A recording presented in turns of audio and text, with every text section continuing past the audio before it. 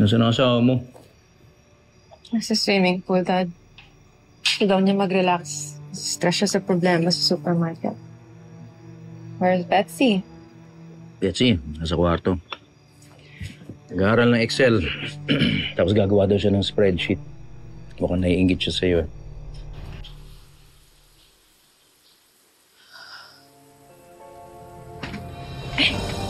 Gerald?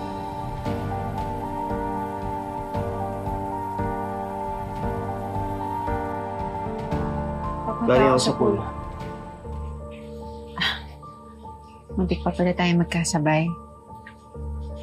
Madalas ka pa mag-night swimming? Ngayon lang. Mag-relax lang. Ako kasi nabore ako, kaya gusto kong magbabed sa pool.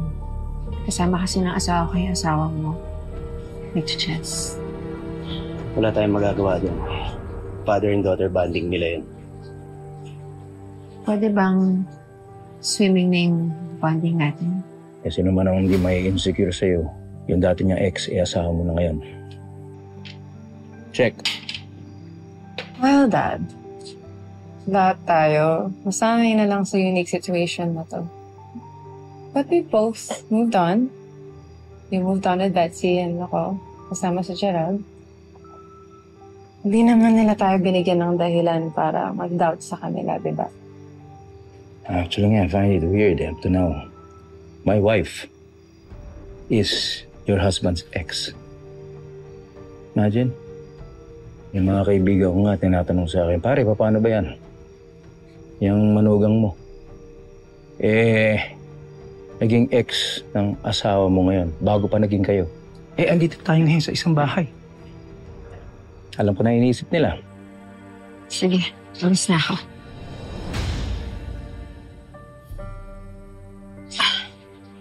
Sorry.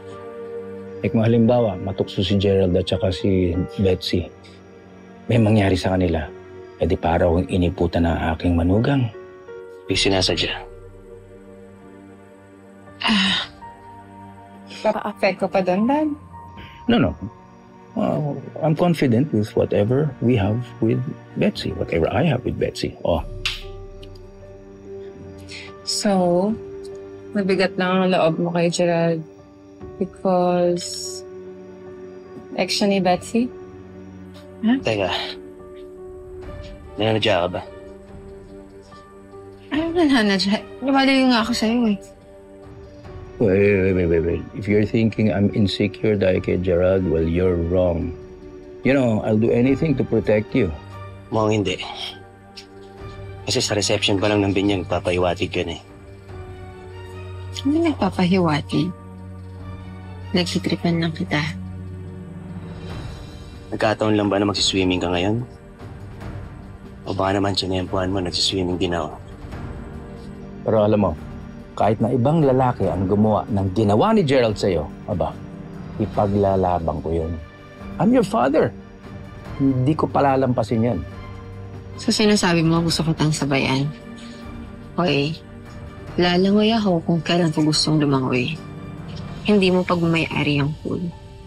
Pero alam mo, despite Gerald's past error in judgment, mukhang okay na siya sa'yo. Mukhang loyal siya sa'yo. Loyal na. Yes, Dad. Mahal talaga ako ni Gerald. Alam ko, sasawa mo to, pati ang buong bahay. Pero tatay siya ng asawa ko. Kaya pwede ba? Iwasan natin ang mga ganitong chance encounter. After all the ups and downs, nagsimula nung mali yung relationship namin, but now I know why. Because we were meant to be together. He's my soulmate.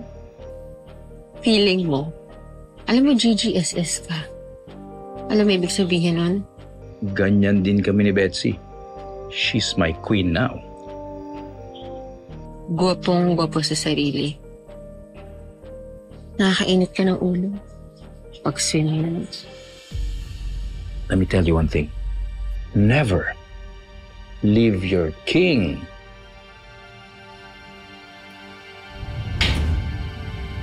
unprotected. Checkmate.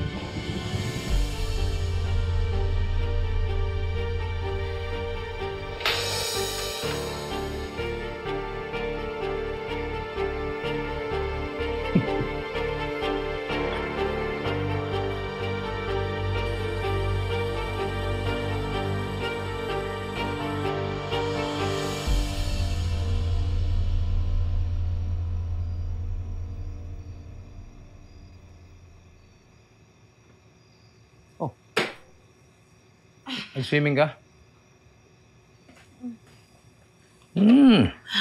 Nakita mo si Gerald? Hindi. Hindi. Sabi ni Gina na, andun si Gerald, nag-swimming daw eh. Baka nauna siya. Hindi siya naabutan sa pool. Love, magsha-shower ako. Sandali. Mama ko. Samahan kita. It's really tempting, pero tayo muna. Alam mo, love, magpalagay ka ng wifi dito. Mahina talaga ang signal. Kunin ko lang to sa baba, ha? Excuse me. Excuse me.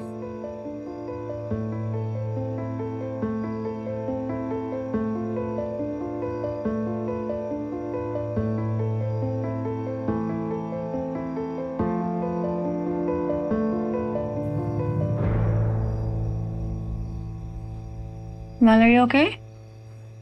Bakit parang hindi ka mapakali?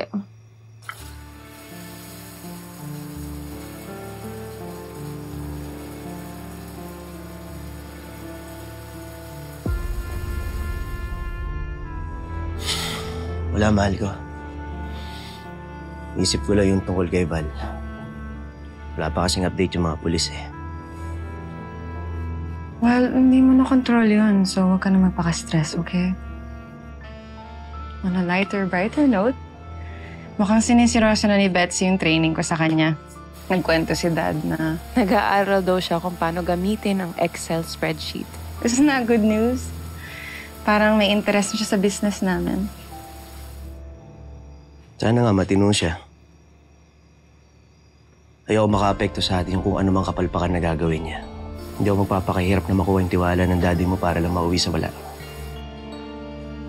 Mahal, alam kong pressured ka kay Daddy. But I'm sure, makakuha mo rin yung favor niya. Because you deserve that trust. And ako, sobra-sobra naman ang trust ko sa'yo.